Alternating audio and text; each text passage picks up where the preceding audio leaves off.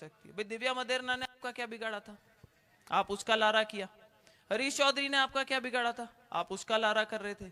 गोविंद सिंह डोटासरा ने आपका क्या बिगाड़ा था? आप उनके आगे कैंडिडेट खड़ा कर रहे थे। और जब केदाराम जी बेनीवाल जब कांग्रेस में चले गए तो उनका लारा करने लग गए।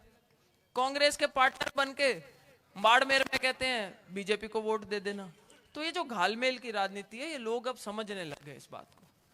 और अगर लोगों को आप 78 आपने अपने कैंडिडेट उतारे तो भाई 3 से घटके 1 कैसे रह गया? कोई कारण होगा ना कि 3 से घटके 1 रह गया। आज वो कहते हैं मैं तुम्हारे संघर्ष के लिए खड़ा हूं, आज तुम्हारे लिए लड़ाई लड़ रहा हूं। भाई आप तो अपने परिवार के लिए लड़ाई लड़ रहे हो। मैंने कहा था पहले भाई, फिर भाई और अब लुगाई। रेवत जी ने जब यहां से चुनाव लड़ा था विधानसभा के टाइम 2023 में, केवल मात्र 2000 वोटों से पीछे रह गए थे, चुनाव जीत नहीं पाए थे।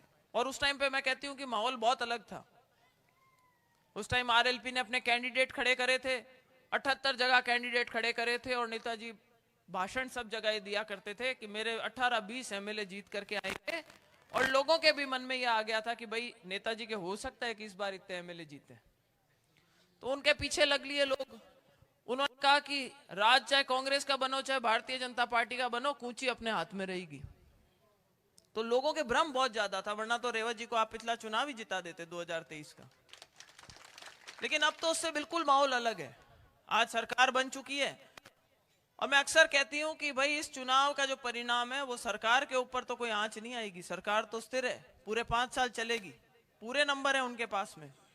लेकिन हाँ, अगर हम इस बार मौका चूक गए तो खींवसर को इस चीज का नुकसान हो सकता है। तो कई बार कहते हैं रेवत जी आप खींवसर के लिए सीधे ज्यादा हो, कि आप नरम दल के नेता हो, गरम दल के, हम ज्यादा गरम दल के हैं। तो रेवत जी वास्तव में भाई कोई भी आ जाता है कि नहीं नहीं साहब काले अब काले तो मदद कर दो, मैं कह रेवत जी थोड़ा करंट काटेंगे। नहीं नहीं यार अब काले मत काटो, अब के कौन देवे जाना था करंट काट दीजिए। तो भाई वास्तव में एक अच्छी शुद्ध भावना रख के आप 78 आपने अपने कैंडिडेट उतारे तो भाई 3 से घटके 1 कैसे रह गया? कोई कारण होगा ना कि 3 से घटके 1 रह गया। आज वो कहते हैं मैं तुम्हारे संघर्ष के लिए खड़ा हूं, आज तुम्हारे लिए लड़ाई लड़ रहा हूं। भाई आप तो अपने परिवार के लिए लड़ाई लड़ रहे हो। मैंने कहा था पहले भाई, फिर भाई और अब लुगाई। हर एक नुकसान और हुए हैं। भाई बहन होने के नाते मुझे तो इतना, भाई भाई ने मेरा इतना ख्याल किया था, इतने चुनावों में इतनी बार बोला कि भाई ने फेरू हरियाणा भेज दो, माँ के फूफ फंसा के फलका का फोड़ा पड़े। क्यों कि नहीं क्यों?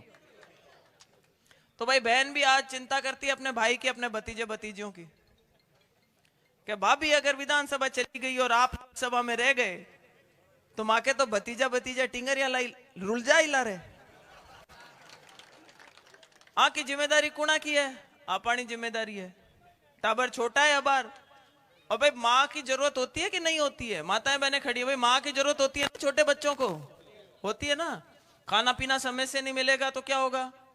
कुपोषित रह जाएंगे, शारीरिक रूप से मानसिक रूप से पूरी तरह विकसित नहीं हो पाएंगे। माँ घर में नहीं होगी, होमवर्क नहीं कराएंगे,